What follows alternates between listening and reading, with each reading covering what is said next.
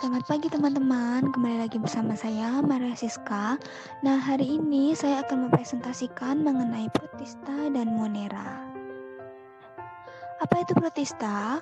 Protista berasal dari bahasa Yunani yaitu protos dan kisitos.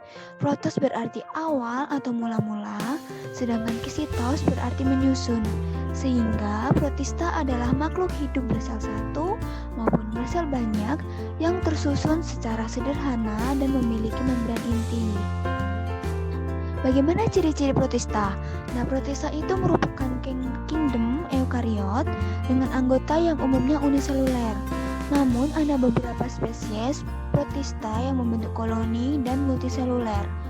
Nah, protista ini dapat bereproduksi secara seksual dan aseksual. Protista merupakan kelompok eukariot yang sangat beragam metabolismenya, termasuk secara fotoautotrof yang berarti memiliki kloroplas, heterotrof yang menggunakan molekul organik atau memakan partikel makanan yang besar, dan ada mikotrof yang berarti mengkombinasikan antara fotoautotrof dan heterotrof. Lalu protista ini juga memiliki flagella atau silia.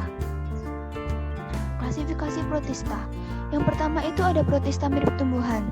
Nah, protista mirip tumbuhan ini belum memiliki akar, batang, dan daun sejati. Memiliki klorofil yang terdapat di pirenoid yang berfungsi untuk membentuk amilum. Nah, protista mirip tumbuhan ini juga uniseluler atau multiseluler.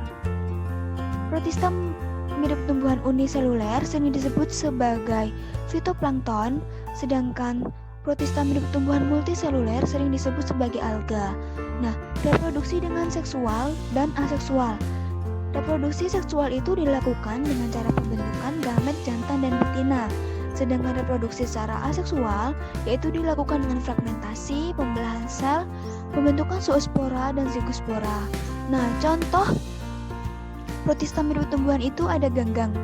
Nah, ganggang itu ada ganggang coklat, ganggang hijau, ganggang pirang, ganggang merah, dan ganggang api.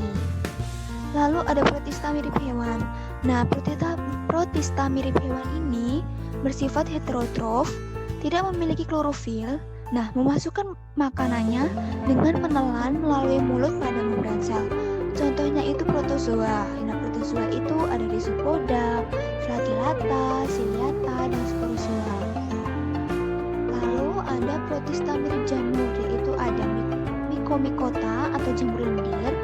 Lalu ada Acrasiomycota atau jamur lendir bersekat, dan ada Oomycota atau jamur air. Nah, selanjutnya Monera. Nah, Monera ini berasal dari bahasa Yunani yang moneres, yaitu berarti tunggal. Sehingga struktur makhluk hidup Monera ini sangat sederhana dan terdiri dari satu sel hidup saja dan inti selnya belum memiliki membran inti. Nah, bagaimana ciri-ciri Monera? Nah, ciri-ciri Monera ini tersusun atas satu sel atau uniseluler. Nah, bentuknya itu bervariasi, ada yang bacillus, ada yang kokus, serta ada yang spiral. Nah, tipe sel Monera ini prokaryotik, memiliki dinding sel, lalu ada eubakteria yang berarti dinding selnya mengandung peptidoglikan, dan archaebacteria yaitu dinding selnya tidak mengandung peptidoglikan. Nah, Monera ini tidak memiliki organel bermembran. Nah, klasifikasi Monera itu ada eubakteria. Contohnya ada Escherichia coli, Salmonella typhi, Rhinobacterium salmonarium, Streptobacillus moniliformis, Acetobacter sp, Monococcus gonorrhoeae. Lalu pada Archaebacteria itu contohnya ada Ruminococcus albus, lalu ada Holobacterium, lalu ada Sulfobolus sp. Nah, ini adalah tabel perbandingan protista dan Monera. Nah, pertama ada pembandingnya.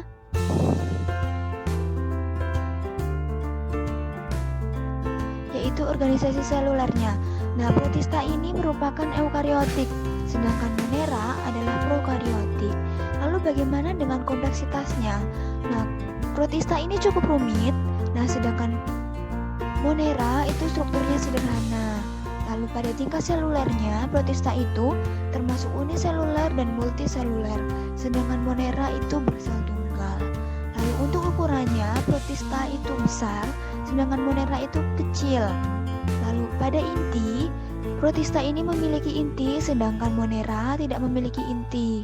Lalu untuk selnya, protista memiliki dinding sel dan berkembang dengan baik, lalu Monera memiliki namun pada dinding selnya tidak berkembang baik seperti pada protista. Lalu bagaimana dengan cara reproduksinya?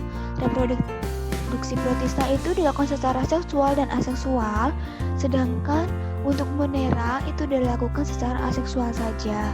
Lalu untuk habitatnya, untuk protista itu hanya hidup di lingkungan akuatik, sedangkan Monera dapat hidup di mana saja. Lalu untuk klasifikasi, protista itu ada alga, diatom, kapang, dan protozoa. Sedangkan untuk Monera itu ada eubakteria, archaebacteria, dan cyanobacteria.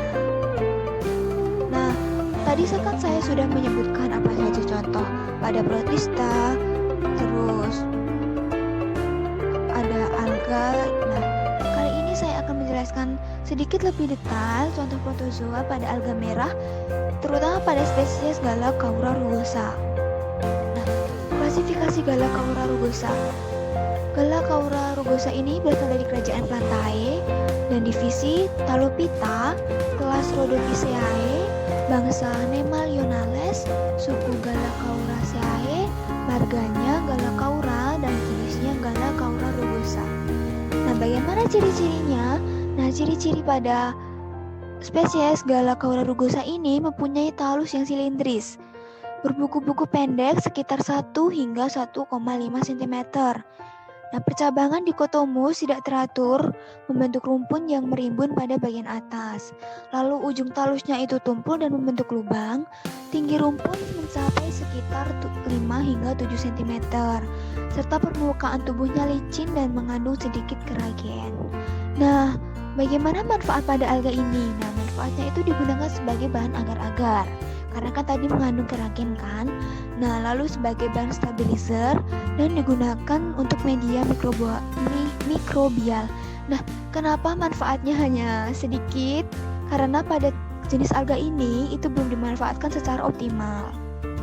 Lalu untuk Monera, saya akan menjelaskan pada sedikit lebih spesifik pada bakteri Escherichia coli. Nah, untuk klasifikasi Escherichia coli yaitu dari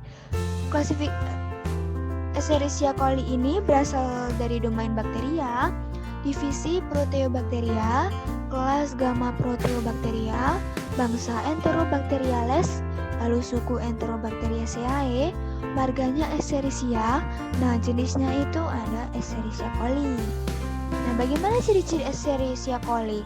Nah, bakteri Escherichia coli ini termasuk bakteri gram negatif, lalu tidak membentuk spora, anaerob secara fakultatif, berbentuk batang, hidup di dalam usus besar manusia. Lalu bakteri ini bersifat patogen. Nah, meskipun bakteri Escherichia coli ini bersifat patogen, bakteri ini tetap memiliki manfaat bagi tubuh manusia. Yang pertama itu menekan pertumbuhan bakteri jahat, lalu membantu proses pencernaan, termasuk pembusukan sisa-sisa makanan di dalam usus besar, lalu memproduksi vitamin K melalui proses pembusukan sisa makanan.